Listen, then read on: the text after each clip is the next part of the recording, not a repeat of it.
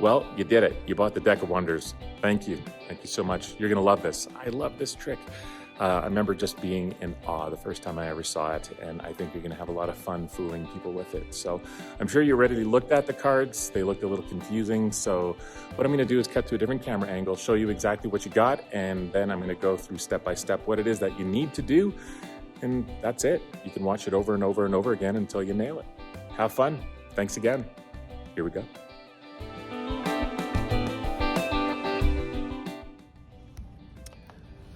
Okay, let's take a look at what was in the case. I'm sure you've already looked and you saw that there was two different styles of cards. There was a bunch of sixes and then there's a bunch of regular cards.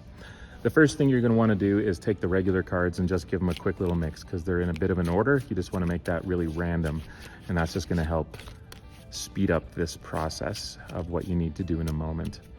The other thing that I want to point out is that the regular cards here are cut differently than the ones that are all the same.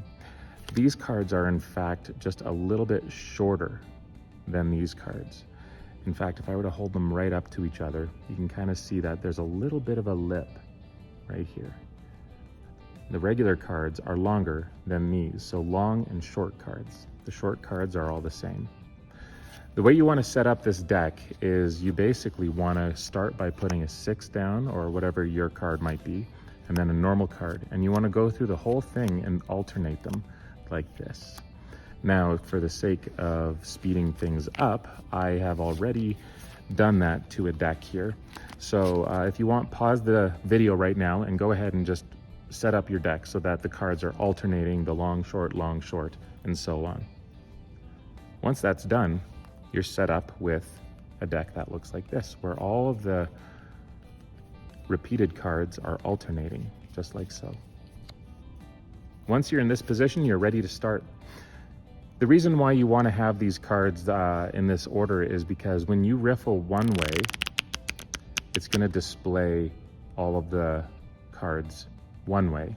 When you riffle the other way, it displays them differently because of the way the long and the short cards fall. So you want to start off by having a normal card in the front, not your short card, but just a normal card here, which would mean that you have your short card on top if everything is alternating perfectly. This is how we begin. You either dribble the cards from hand to hand, or you simply riffle down like this, whatever is more comfortable for you. All you need to do is dribble or riffle the cards and have them say stop. And because of the way that you're riffling them, when they say stop, you just want to make sure that this is not one of those repeated cards, because that means that this one is. You have them memorize that card, which is the 6 of hearts right now, and you place it back and you put these cards on top and just square up the deck. Now what I do is I snap and I say your card just jumped up to the top. And what I'm going to do is I'm going to grab 2 cards. And it's easy to do because of the long and the short. So when I go and grab these edges, I'm actually grabbing 2 automatically because that long card is sticking out. So I grab 2, I hold them together, and I show them their card, which is not their card, it's a different one. I say, here is your card, it jumps to the top, the 2 of hearts, and I put it back, and I peel it off. I only peeled off 1 card though, because this is the very first piece of magic they're gonna see. They're gonna tell you that the 2 of hearts isn't their card, and so you snap over the one that you put on the table and it turns into their card. Again, that's just taking 2, showing, putting it back, and peeling 1 onto the table. Snap, and there it is, their card. I then take that, I put it back into the middle, and I repeat it. I take off 1 card and show that it's their card, the 6 of hearts. I cut it into the middle again, and when I'm cutting it, I'm actually riffling up because that guarantees that I'm gonna grab one of those long cards and I'm gonna cut the cards properly. So I cut it again, snap, and their card jumps up to the top. So that's the first phase of the trick. The second phase is me, again, cutting the cards so that 6 goes into the middle.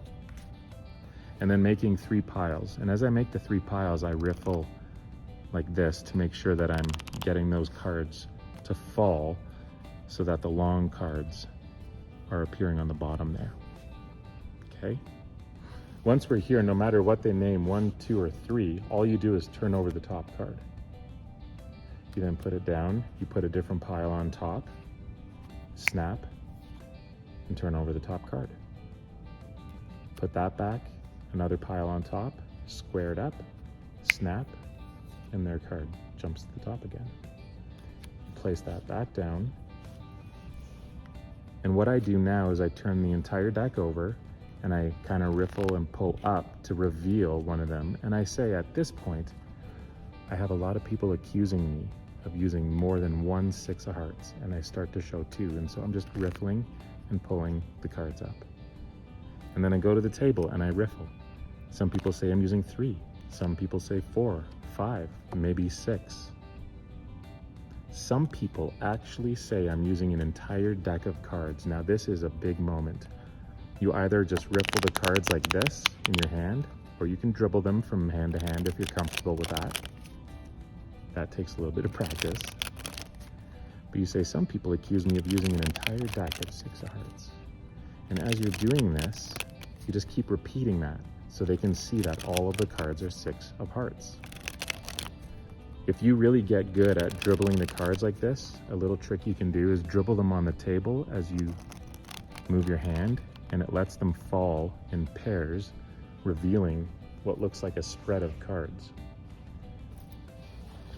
From here, I go ahead and I quickly scoop them up, turn the deck over, and I say, but that's impossible. Because in order to play cards, you need to have a 10 of diamonds. And what I did is I riffled up, so I'm getting that long card, 10 of diamonds, I riffle up, maybe a joker, riffle up again, or a 10 of spades.